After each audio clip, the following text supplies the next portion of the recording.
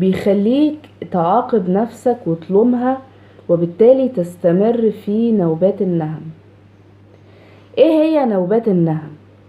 هي ان الشخص يدخل في نوبة اكل بكمية كبيرة في فترة زمنية قصيرة، مع احساسه انه مش قادر يسيطر او يتحكم في نفسه، وبالتالي يبدأ ينمي او يكبر او يعزز افكار سلبية عن الاكل وعن جسمه وعن نفسه بشكل عام.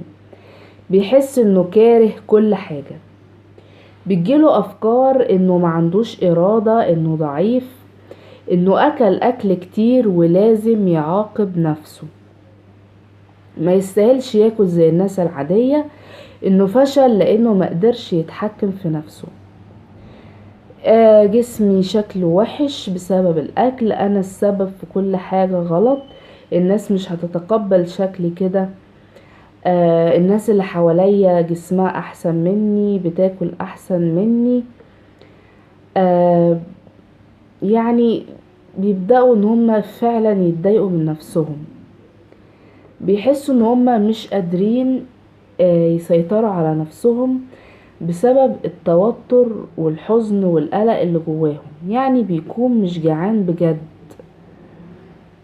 بياكل كمية كبيرة وهو مش جعان، مش بيلحق يمضغ الاكل، يعني بسرعة بياكل بسرعة كبيرة، مش قادر يوقف، حتى لو بطنه وجعته وهو مش قادر يوقف برضه. النوبة دي بتتكرر مرة كل اسبوع على مدار 3 شهور او 6 شهور ورا بعض، وبعد النوبة دي بيبتدي يكره يرجع تاني يحس بالمشاعر اللي كان بيهرب منها بالاكل. فهنا بيخدع نفسه، يعني هو حاسس انه زعلان عشان بياكل كتير وعشان جسمه، لكن هو في الحقيقة في حاجات تانية مزعلاه. عشان كده جزء كبير في العلاج المعرفي السلوكي بيعلمك وبيدربك انك يديك استراتيجيات تتعامل فيها مع فائض السعرات الحرارية، زي انك ما تعملش دايت قاسي، ما تعملش صيام متقطع عشان ما تدخلش في نوبة نهم. كمان ما تلغيش وجبات، ممكن تقلل سعرات بالتدريج لكن ما تلغيش وجبات. هتلعب رياضة خفيفة من 30 ل 60 دقيقة مش اكتر من كده عشان ما تدخلش في نوبة نهم. خطط لوجبات الايام اللي جاية، يعني خلي عندك اكلات خفيفة في البيت، بس طبعا لا تحط مخللات يعني بشكل يكون سهل جنبك او حلويات في البيت. حاول ترتاح وتنام كويس عشان هرموناتك تتظبط وتقلل الرغبة في الاكل وتظبط زي ما قلت هرموناتك. اوزن نفسك مرة في الاسبوع وثبت اليوم ده، مش كل شوية توزن نفسك. شوف ايه اللي مضايقك ومزعلك وحاول تتعامل مع مشاكلك، ما تهربش منها بالاكل، يعني الجأ لحد متخصص تتكلم معاه. ولكن في ناس كتير ما بتلجأش للمتخصص عشان تتكلم معاه، لانهم مكسوفين، لانهم حاسين بالذنب، لانهم خايفين ان المعالج يشوفهم ما عندهمش ارادة او ضعفة. فبالنسبة له منطقي جدا انه ما يحاولش يلجأ للعلاج، وبالتالي بيكتئب وبينعزل عن الناس تماما. وهنا انت لازم تفصل سلوكك عن نفسك، لان احنا كلنا بنغلط وكلنا نقدر نحسن من اخطائنا، فبالتالي مش لازم لو انا عملت حاجة غلط يبقى انا انسان وحش. يعني حاول تكون حنين مع نفسك، متعاطف مع نفسك، رحيم بنفسك. طيب هتستفاد ايه من جلسات العلاج المعرفي السلوكي لنوبات النهم؟ اعراض الاكتئاب عندك هتقل، فبالتالي هتحس انك ابتديت شوية تتحكم في نفسك. كمان العلاج المعرفي السلوكي هيساعدك انك تقلل الافكار اللي بتغذي الاكتئاب، زي انا فاشل، انا ماليش قيمة، انا مش قادر اتحكم في نفسي، انا ما عنديش ارادة. بالعلاج المعرفي السلوكي هتتعلم تواجه مشاعرك بدل ما تهرب منها. يعني تتعلم تتعرف على مشاعرك وتعبر عنها بشكل مناسب، وإن مشاعرك دي حاجة إنسانية، وبالتالي بطل تجلد نفسك. هتتعلم كمان تقلل السلوكيات التجنبية اللي بتخليك تبعد عن الناس وتخفي أكلك عن الناس، وكمان تقلل خوفك من إنك تتكلم عن مشاكلك، وتبطل تفكر إن الناس قاعدة دلوقتي ما وراهاش غير إنها تنتقدك وتتريق عليك. كلنا فينا عيوب وكلنا فينا مشاكل، تمام؟ كمان المشكلة اللي ممكن تمنعك انك تطلب العلاج انك بتحس ان المعالج ده احسن منك. بس الفكرة مش كده، الفكرة ان دي علاقة مهنية، عندك مشكلة وبتحاول تواجهها.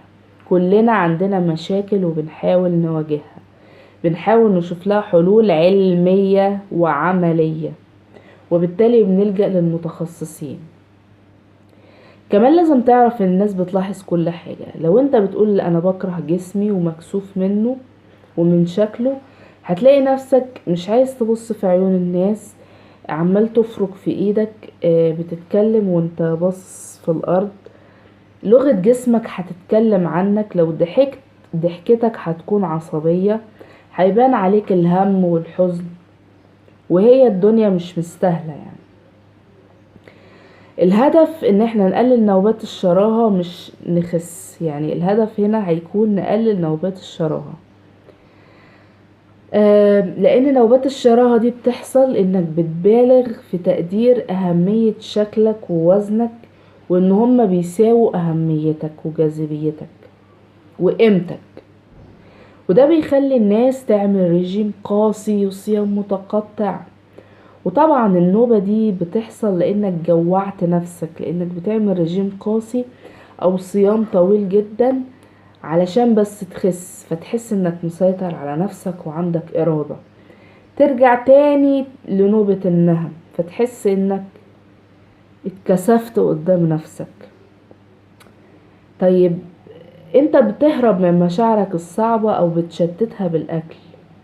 هل هتقوم تعمل طبق سلطة عشان انت تقلل السعرات الحرارية؟ الحقيقة لا، الحقيقة انك هتلجأ للأطعمة المحفزة اللي انت حارم نفسك منها، المسكر والمملح واللي فيه دهون والمعجنات والكربوهيدرات.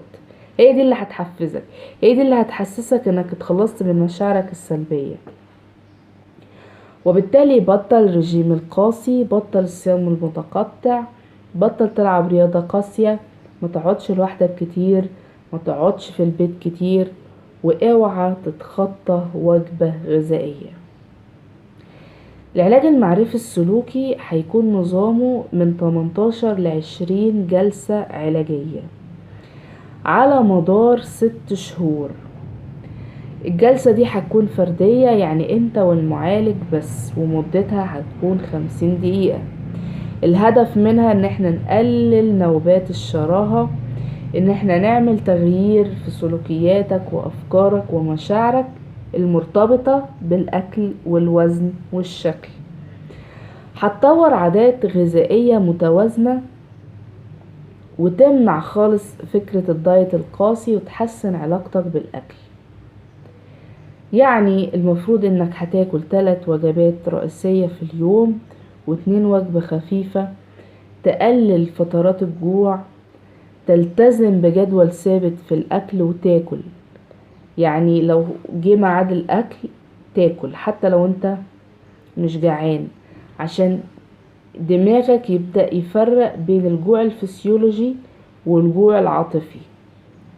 يعني ما تقعدش مثلا 8 ساعات ما تاكلش، ما تقعدش 7 ساعات ما تاكلش.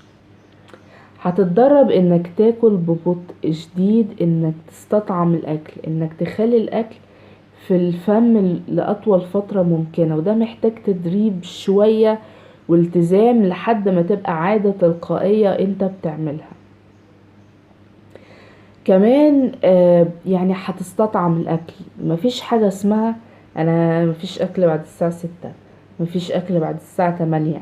انا همنع دهون، انا همنع عيش، انا همنع رز، انا همنع مكرونة. الكلام ده مش منطقي ومش عقلاني، ولا يمكن حد يقدر يستمر بالمنظر ده. حاجة خطيرة هتتعلمها انك هتزيل الأطعمة المحفزة اللي هي المسكرة والمملحة واللي فيها دهون ومقلية والمعجنات، هتشيلها من قائمة الممنوعات، يعني هتاكل منها. تمام.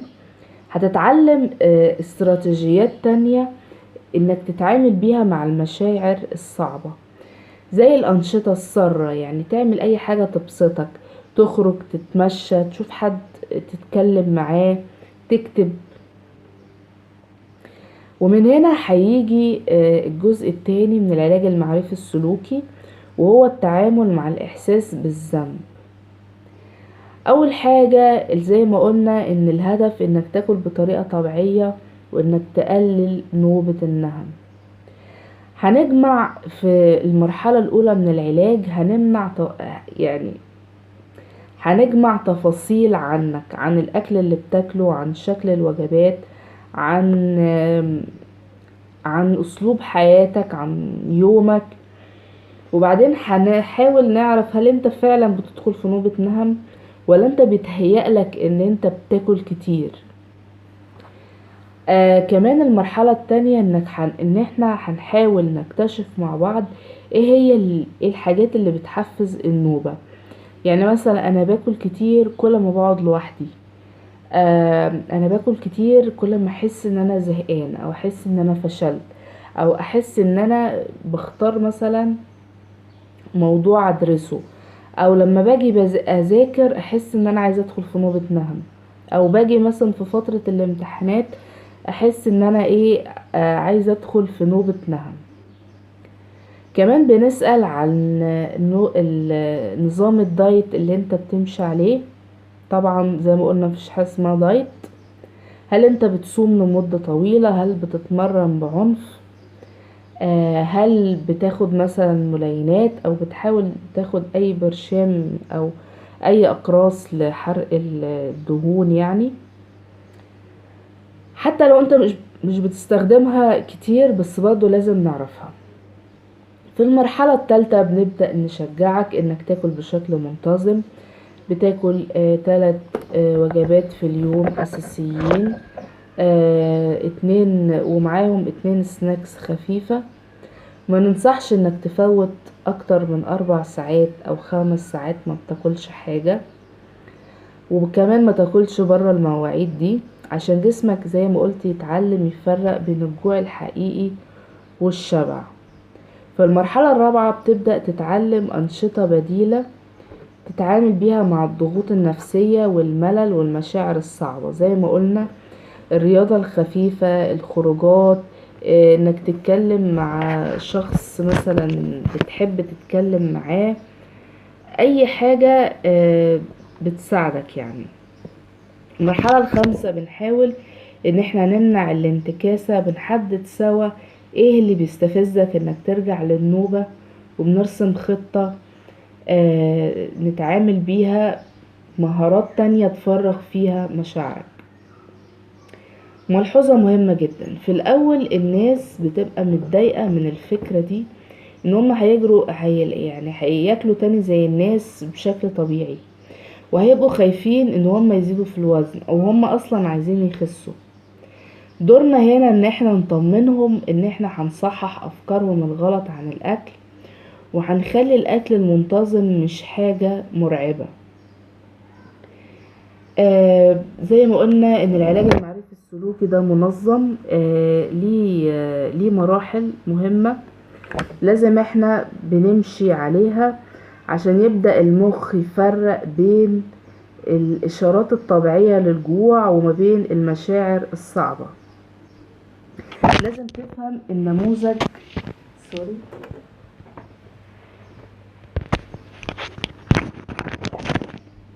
لازم تفهم النموذج اللي هو انك تفهم العلاقة بين الدايت والانتكاسة اللي هو النهم، وتفهم ان الحل مش في الحرمان. وبنشتغل على المحفزات وعلى التفكير، ودي اطول مرحلة وبناخد فيها مدة طويلة جدا. كمان ترجع تشيل فكرة الأكلات الممنوعة من الدايت، يعني مفيش حاجة اسمها أكلات ممنوعة. تبطل تبص على المراية كتير، او تلبس مثلا لبس واسع عشان جسمك او شكل جسمك ما يبانش.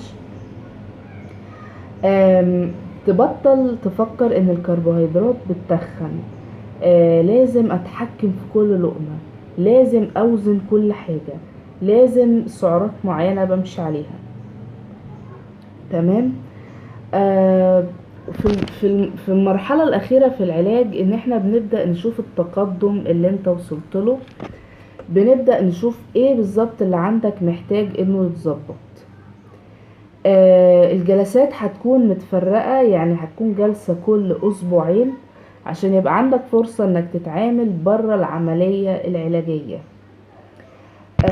كمان يعني زي ما قلنا ان احنا بنمر بتقييم، ان احنا بنكتشف ايه اللي بيحفزك، ان بنعلمك ازاي تاكل بطريقة منتظمة، ان احنا بنشتغل ان احنا نمنع الانتكاسة.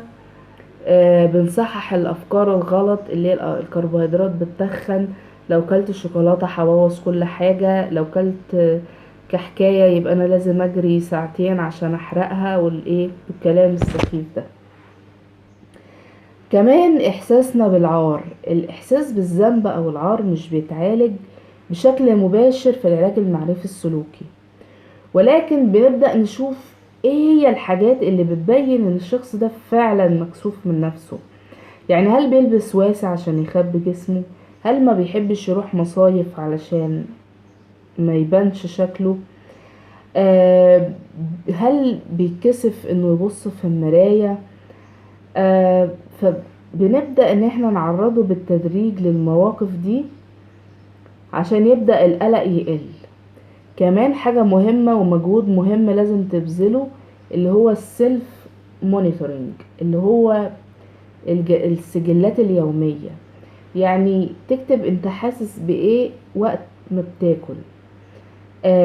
هل بتحس فعلا انك مكسوف وحاسس بالذنب؟ حتى لو ما قلتش الكلمة دي بصراحة، هتلاقي ان انت قلت كلام ليه علاقة بالاحساس بالذنب. كمان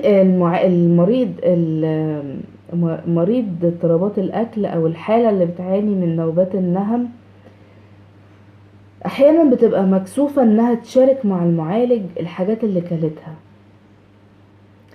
فبنجرأه انه يقرأ الكلام ده بصوت عالي. تمام. بس بنحاول ان احنا نجهزه للمرحلة دي قبلها عشان ما يبقاش مكسوف، نطمنه ان اللي بيمر بيه ده مش حاجة غريبة، ولا هو لوحده اللي بيعاني من نوبات النهم.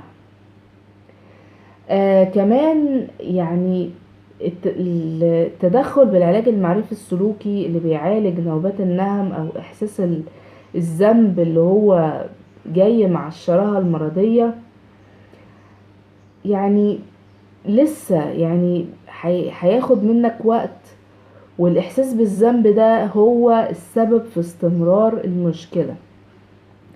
عشان كده المعالجين اللي بيستخدموا العلاج المعرفي السلوكي، يعني احنا بنتكلم عن الاحساس ده بشكل صريح مع الحالة.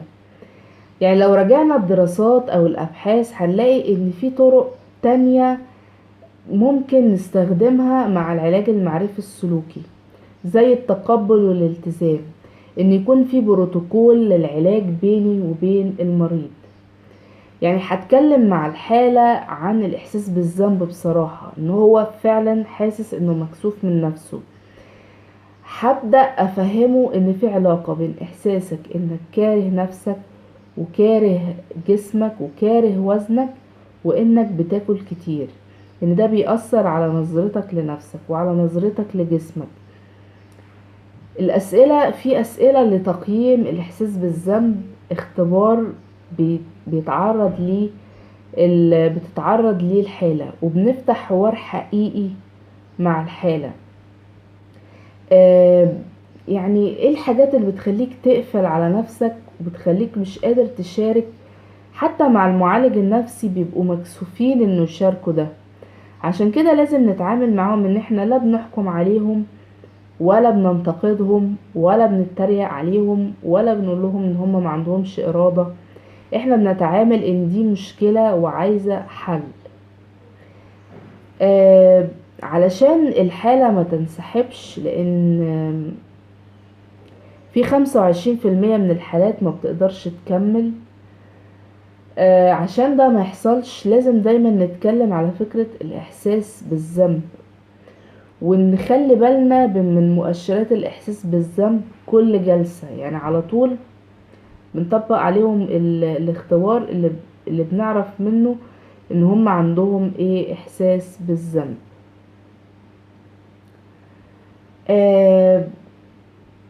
يعني علشان هو يفهم ويقفش الأفكار اللي فيها نقد لذاته اللي بتخليه يحس بالذنب. كمان موضوع الوزن بنعلمه ان هو يتعامل مع الموضوع بتاع التخسيس دوت ان هو استثمار على اللونج تيرم. يعني مفيش حاجه اسمها انا عايزه اخس 10 كيلو عشان انا عندي مناسبه الشهر الجاي. يعني انا بقلل من سعراتي، اخس نص كيلو او كيلو في الاسبوع وبراحتي. تمام، مش لازم انا محدش يعني بيجري ورايا بالميزان عشان يقعد يوزني طول الوقت ويشوف انا وزني قد ايه. كأنك بتعمل تحاليل، يعني الرقم، الوزن ده رقم واحنا بنحاول نقلله بالتدريج. البروتوكول المعتاد كل اسبوع ان الحالة بتكتب الوزن بتاعها مرة كل اسبوع. يعني لا اتجنب ان انا اوزن نفسي خالص ولا اوزن نفسي كل يوم. تمام. آه في ناس بتحس كمان ان هي خذلت المعالج لو فقدوا السيطرة على نفسهم وكلوا كتير. عشان كده يعني يعني الوزن ده لازم، معلش، الحالة هي اللي تعمله. يعني هي اللي توزن نفسها، الحالة هي اللي توزن نفسها وتيجي بالسجل بتاعها، بتاع سجل تسجيل الوزن مرة كل اسبوع. لازم نفهم الحالة ان هي ممكن يحصل لها نكسة بعد العلاج، فالموضوع محتاج شوية متابعة. وده مش معناه انه فشل او ان مفيش امل، لا، يعني ممكن نرجع تاني. يعني هنحضره ان متوقع ان ده يحصل. مش معقول يعني خلاص انت مش هترجع لها تاني، لا، هترجع لها تاني. بس الفكرة ان احنا بنقلل الاحتمالات دي او بنقلل احتمالات الانتكاس. كمان احنا كمعالجين بنحاول ناخد بالنا من لغة الجسد بتاعة الحالة. هل بيبصلنا في عيوننا ولا بصين في الأرض؟ هل بيواجهونا؟ هل ضحكتهم ضحكة عصبية؟ هل قاعدين منكمشين كده وبصين في الأرض؟ هل بيغيروا المواضيع فجأة؟ هل بيقعدوا يمصمصوا شفايفهم ويفركوا في ايديهم؟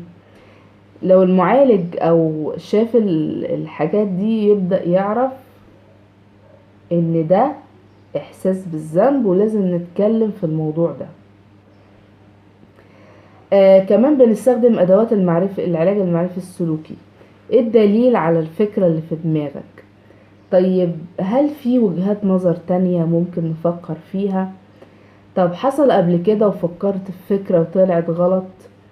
آه غالبا الافكار اللي عنده هتكون مغلوطة ومش دقيقة، فبنحاول ان احنا نعيد صياغة الافكار دي مع المريض عشان يبدأ يرحم نفسه شوية. كمان في احساس بالعار يعني بسبب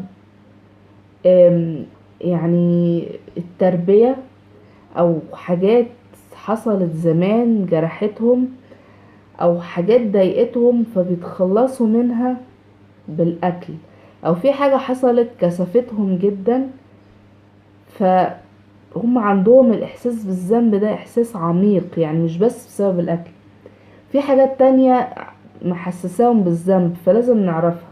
تمام، وبنتناقش يعني في الحاجات دي مع الحالة. يعني الخطوات كمان اللي ممكن نضيفها للعلاج عشان نتعامل مع الاحساس بالذنب اللي هو بسبب الاكل، ان احنا يكون دايما زي ما قلت في سجلات متابعة.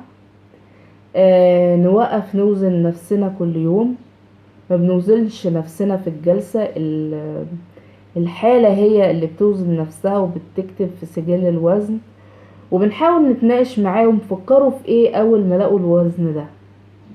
هل كرهوا نفسهم؟ هل حسوا بالذنب؟ بنحاول نشوف افكارهم، يعني انت لما وزنت نفسك فكرت في ايه؟ كمان هنلاقي في اخر العلاج ان المريض ابتدت لغة جسده تتحسن، لان الاكتئاب ابتدى يقل، الاحساس بالذنب شوية ابتدى يقل. كمان لازم نعلمه ان هو يلجأ لدكتور تغذية متخصص عشان يفهموا اكتر معلومات صح عن التغذية، لان في جروبات بتقول كلام كتير غلط ومش صح ومش منطقي. تمام. وبكده يكون الفيديو خلص. في فيديوهات تانية على القناة ممكن تستفادوا منها. المصدر اللي انا جايبة منه الكلام ده